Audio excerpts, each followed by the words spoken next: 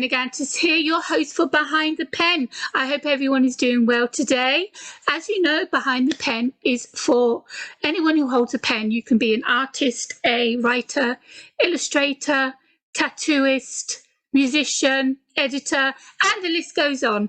I am an award-winning author of 14 books. I'm an award-winning filmmaker. I'm a podcaster, YouTuber, booktuber. I host the Artists First radio network show, Author Assist, and I also run Author Assist, which helps authors everything from brainstorming an idea to publishing and then the marketing and promotion behind it. Today I have a very special guest. I'm very excited to talk with her. It's Marianne Sciucco. Welcome to the show, Marianne. Hi, thanks so much for inviting me to come on. Oh, it's my pleasure. Once I heard what you do, which we will talk about, then I needed to speak with you. So the question I ask all my guests is, what do you use your pen for? I use my pen to write novels and short stories. Wonderful. Wonderful. That's good. When I've said this before in other shows, but when you have that creative talent, creative juices, it's not normally just one thing. You might be so good at writing, but you also have another little gem hiding behind that maybe you don't concentrate on, but you do have a talent for. So is it drawing, singing? Is it playing an instrument? No. Do you have any other artistic talent hidden? Well, I've learned how to make pretty graphics with Canva, if that counts. I learned how to podcast. Well, there you go. I mean, yeah, you've got to be artistic for that. If you can, I can do a website. There you go. There you go. So a graphic designer as well as an author. Perfect. So let's talk a little bit about your work. When were you first published? When could you call yourself a published author? How long ago was that, and what was it for? Well, the very first time I published something was in high school. I published an article in the school newspaper. My goal in high school was I was going to grow up to be a journalist. I took a class in journalism, and the teacher failed me. Oh no! Why? I have no idea why, because I was like an A student, but he failed me. I had to go to summer school. Oh my gosh. And then after I got my article published in the school newspaper. So that was like my first taste of being published. And then I went on to work as a freelance reporter or a stringer. Oh, wonderful. So you got to do it then. So I did. I got to see my byline, which was incredibly exciting when that first happens. And then I worked, I gave all that up to become a nurse. Wow. And then my hospital started a newsletter for the nursing department, and it was awful. So I said, I can help you with this. Yeah, I can help you with this. And the woman in charge said, please help. And she let me take the whole thing over. So I was able to create a newsletter. And then that was volunteering, during that time, yeah? Yeah. That was a volunteering. Wow, beautiful. Yeah. And then during that time, I came up with the concept for my first book, and I wrote that and published it 2013. It was when I actually I held the actual book in my hand. And tell me what that felt like. Tell me what that felt. It's just amazing, because there was so many. I wrote the book and I finished the first draft in 2004. So it was a very long journey. And it was a book about, it is a novel about Alzheimer's, and nobody would touch it. So I just played with it for several years, wrote some new things. And then finally somebody said, why don't you just publish it on Kindle? Because the Kindle was getting taken off at the time. And my friend had done that, and she did well with it. So I said, well, what have I got to lose? So that's what I did. I put it up on Kindle. And then the next thing I know, people were reading it. They were buying it. People were writing reviews and sending me emails that they liked the book. We didn't know what to expect. And so it just went from there. That's it. Yeah. I mean, you don't know what to expect. When you start writing, you don't know how long it's going to be. It could be a short story, it could be a novella, or it could be a full novel. And then you have to write on a subject that's, especially as a debut novelist, something that really is close to you and something that you can get across because you're passionate about that subject. But I can see the niche that was a problem with trying to get a publisher, because you were in a niche. You were, instead of doing a non-fiction book about Alzheimer's, you put it into a novel. I'm assuming about family drama and stuff like that happening. Yes. So yeah, you're in a niche, and that would have been difficult. So the best thing you did was go indie, which is what many authors do when they're pushed away from the traditional publishing houses. And we're doing better. We're doing better for it. We are. We are just well ahead of these traditional top 5 indie houses, publishing houses. Indies are taking over, and that's what I like to see. I've been in this business for 28 years. Oh, wow. I was 20 when I held my first paperback in my hand. Wow. I can still remember what it felt like, because every time you get that new book, it doesn't change. No, it's the you same. Still cry, you still hug it, you're still jumping up and down on the bed or whatever, you know, you're running around the house acting like an idiot. And it doesn't matter how many books you publish, it never changes, because you've put so much work into that book to finally have it there in your hand, to know that people are going to read it, they're going to enjoy it, they're going to review it, and it's your work, it's your baby, and that's just so powerful to have that that feeling and that opportunity to do it. So what came after your first novel? I did some short stories. Mm-hmm. I had written a short story that won a contest. Lovely. So I started writing these short stories that were based on my childhood experiences. So I published a couple of those, and another short story for Christmas. And then I embarked on a massive project to write a novel about girls varsity swimming, because my daughter was a swimmer. She swam for 11 years in high school, college, and club swimming started it all. And we were fully involved in that. And while I sat there on the bleachers cheering her on, I concocted this story of this girls' swim team. And I worked on that for, I think it was 5 years or so. Mm-hmm. And then my daughter was in her junior year of college, and I said, you know, you got to finish this thing, because she's going to graduate next year, and you won't be in swimming anymore. So I did. I managed to finish it. It ended up being 593 pages. Wow. 100 and pages every year.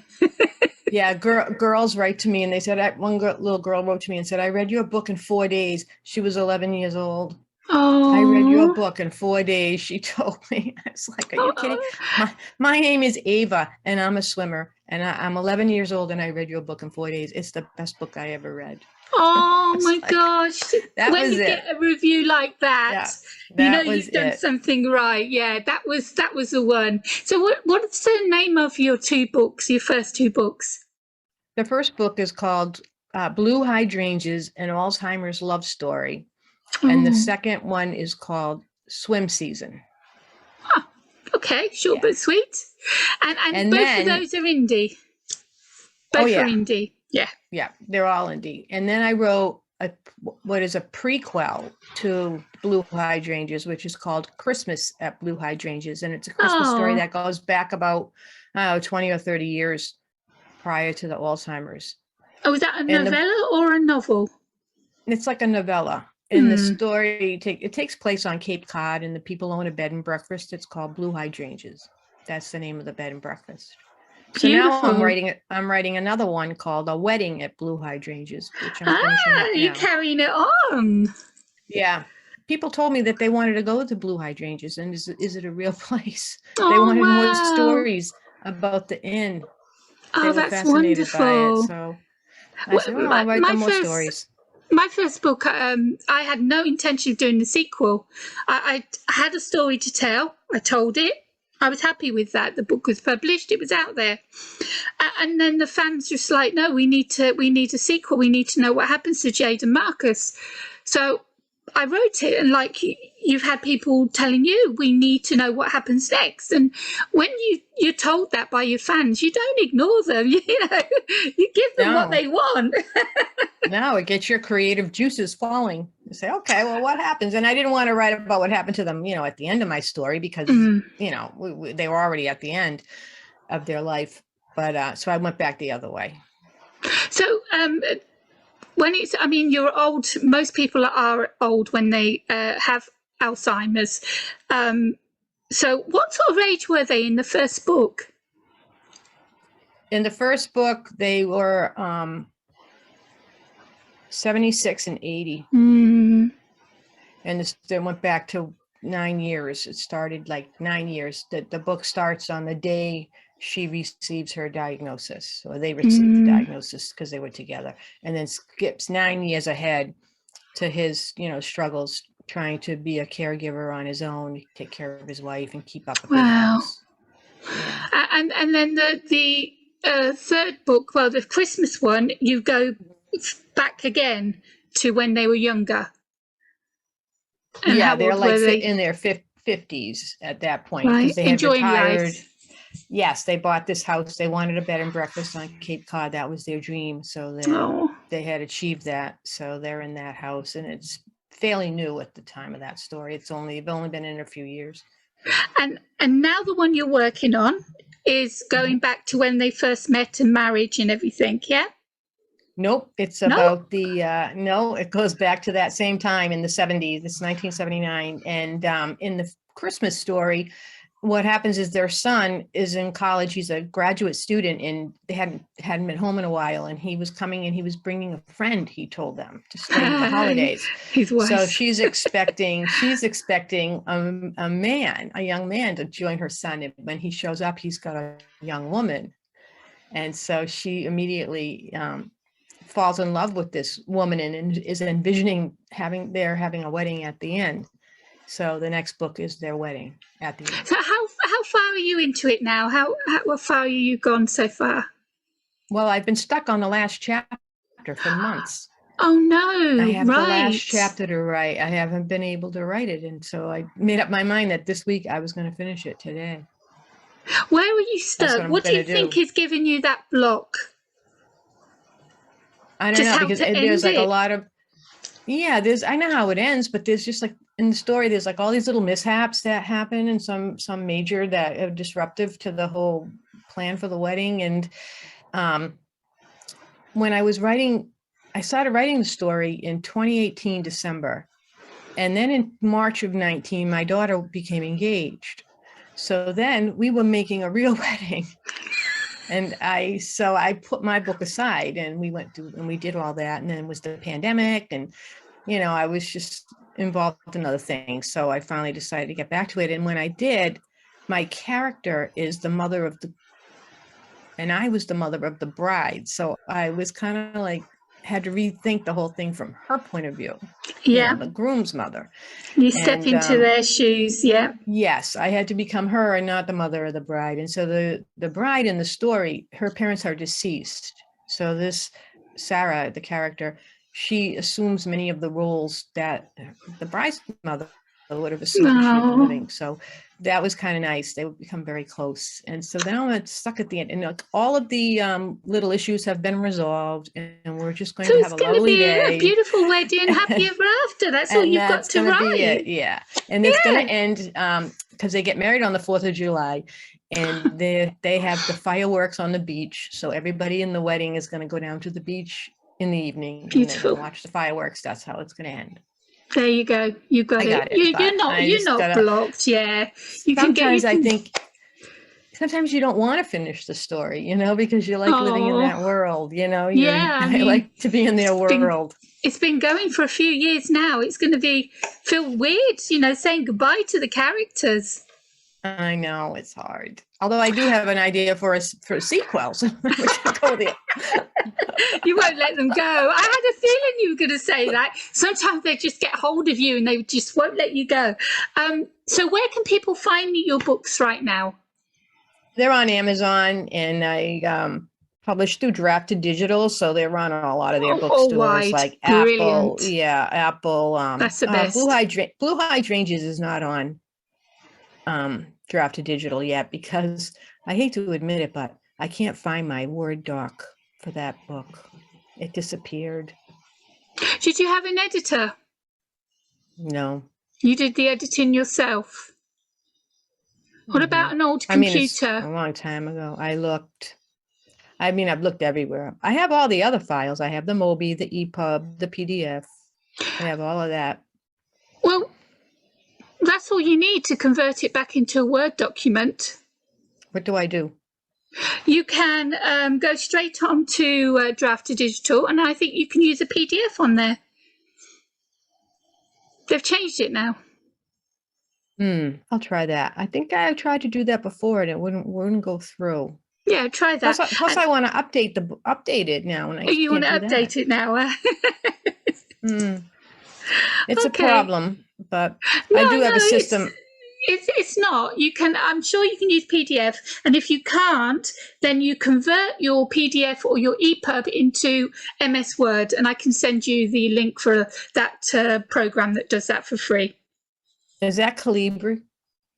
No, Calibra does it. Yeah, it's not the one I use, but yeah, Calibra does it as well. That'd be great. Okay. You can send me that. I will. I'd appreciate that. Let's get on with your podcast. Tell me all about it. Okay, so my podcast, it's called Untangling Alzheimer's and Dementia, an All's Authors podcast. And I need to back up because the story of the podcast started with my collaborating with some other authors to promote our books, because we were in such a narrow niche and it was really hard. Not only it's a narrow niche, and then it's about a subject that even the people who are living with it, they don't want to talk about it either. So it was kind of like, oh boy, how are we going to get our books out? So I had reached out to these women that I met online on Twitter, mainly because we'd all written books on this subject. And I said, would you be interested in cross promoting together? Maybe we could help each other by blogging, sharing blog posts, sharing our tweets and Facebooks, and they were all in. So we did that. And then about a year later, we used June, it's Alzheimer's and Brain Awareness Month. So we said, instead of doing this, why don't we just start a blog and we'll spotlight a new author every day for June, Monday to Friday, a new author every day of a book about Alzheimer's and dementia. Maybe we can do that. So we did. We didn't know where we were going to get these books or authors who were going to write for us. But at the end of the month, we ended up having more. So we said, well, we just keep going, but we'll just do it once a week. So once a week, we have a new author of a new book on Alzheimer's dementia related. And we've been doing that since 2016. So now we have over 300 authors that That's amazing. Promote. And we work to not only promote their work, but to assist them, because a lot of them are indie pubbed. Remember, because this is not a very popular genre for people. So we help them. We show them and teach them. Like I taught a class the other day how to get book reviews. So they attend that. I recorded it. So now we have a private link on YouTube for them to watch that video. And that's wonderful. Stuff like that. So we really are a collaboration. So then I decided, why don't we do a podcast? And the reason for that is for the readers mainly, because caregivers don't have time to read. And we figured if they can't have time to read, they may have time to listen. Listen while they're working. So I interview the authors in the organization. So I have like no shortage of guests. Definitely 300 and counting. Yeah, and there's a new one every week. So I'm sure. That's amazing. Yeah, so that's been working out really well. And we do that, and we do virtual events as well. We host virtual events, which have been very, very informative. And it gives the authors opportunities to promote their work. Yeah. Are you getting sales from this? Is it helping when you're promoting each other? We hope so. We don't really have a way to know because, we don't have access to the data, individual data for each author, but it helps them with their discoverability. Yeah. It publicizes who they are in their book. Then it's up to the listener or the reader whether or not they're going to. Right. I mean, when you're doing that subject, I mean, there must be lots and lots of books that are so similar with the storyline. They do tend They tend to follow a similar storyline, but every story is different because there are so many other factors involved, like the type of disease, the type of dementia. There's many, many kinds. So that would be one thing. Whether or not you're caring for, a woman caring for her father, her mother, her husband, a man caring for his mother, his wife, people caring for grandparents, people caring for two parents at the same time, people caring for their parents or spouse and raising children, working, not working, where do they live? What is the economic status? That's huge. Whether or not they get supports. We have, authors from all over the world. So there are like different stories. Some of the books have to do with, some of them are memoirs, a lot of them. Some of them are caregiver guides written from, personal experience. We have poetry books, art books, photography books. We just have a lot of books in a lot of different ways. So people can find what they're looking for on our website.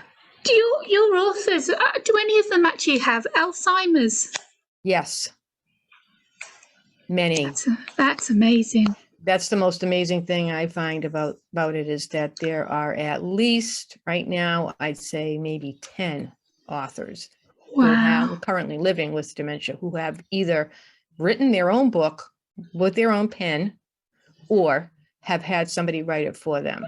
Ghostwriting. Tell their story, and they're amazing. Many of them are in the UK. Oh, we have a lot of authors that are from the UK. So those are the stories that are the gems. Everybody has to read them because they're telling you what it's like to live in their head. What it really is. Yeah. When I wrote my book, that was the thing. I had to figure out how to live in her head. With something on brain disease that I obviously don't have any personal knowledge of until you get there, I suppose. So those books must be absolutely fascinating to actually really step into the mind of someone who's losing their memories and thoughts, and it just must be so bizarre and strange and uncomfortable to go through that.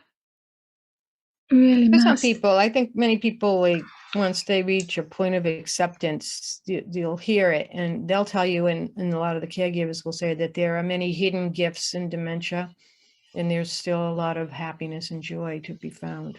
So if you have the right frame of mind and you know what you're positive outlook. Yes. And some people,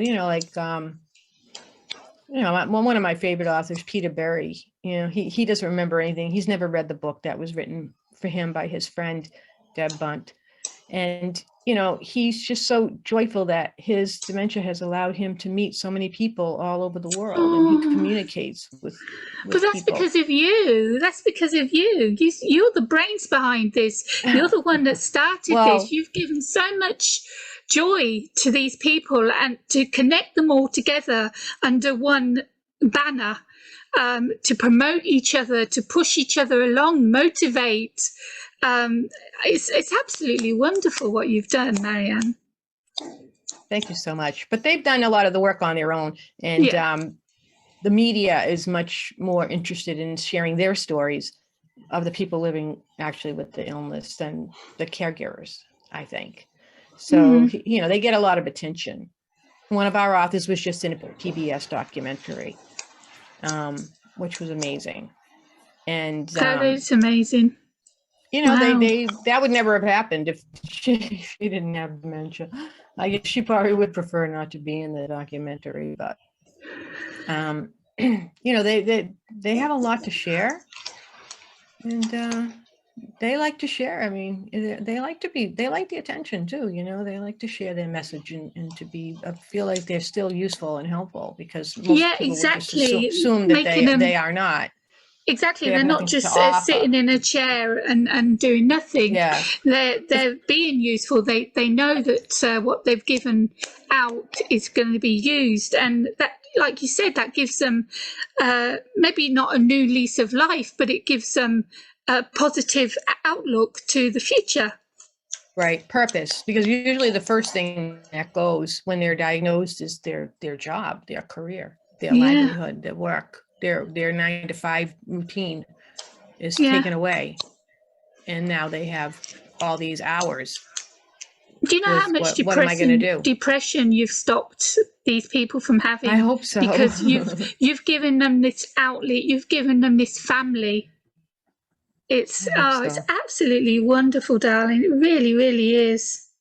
So you've got the blog, you've got the podcast now.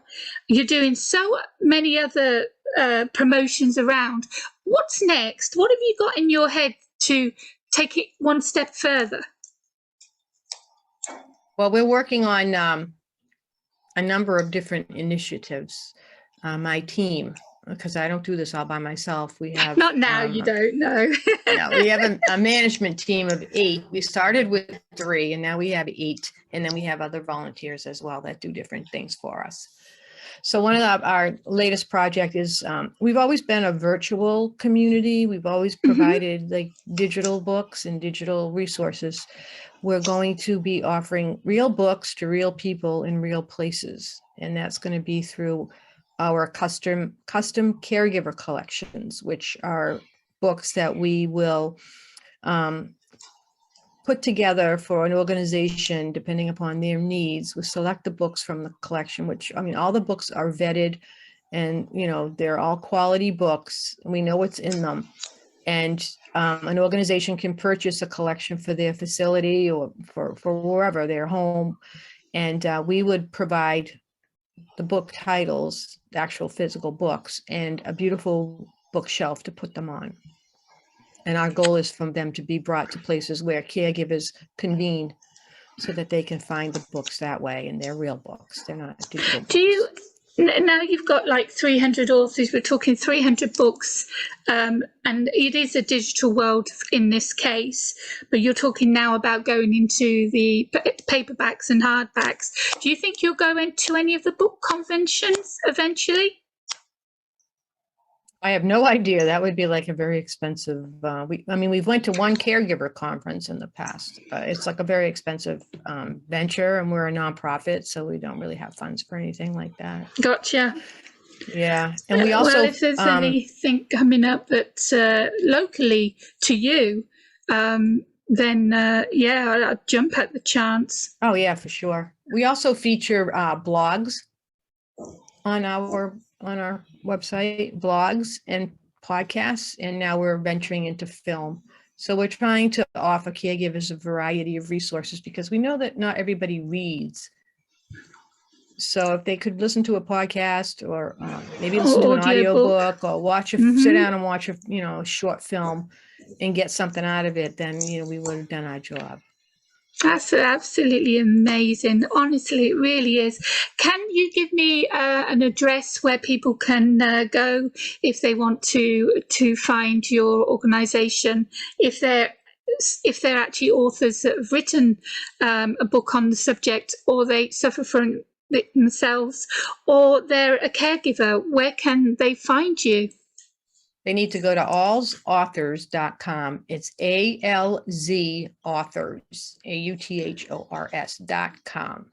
And then the podcast is on all the usual podcast sites and on our website and on the Whole Care Network, which we're a part of, and which you can find more caregiving resources there as well.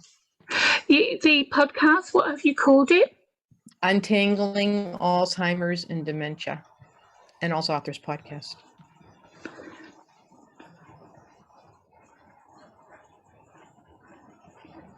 So you have 2 podcasts, one for people needing to know about it, needing help, needing advice, and then one for authors where they talk about their books. It's all the same podcast. Oh, right. Okay.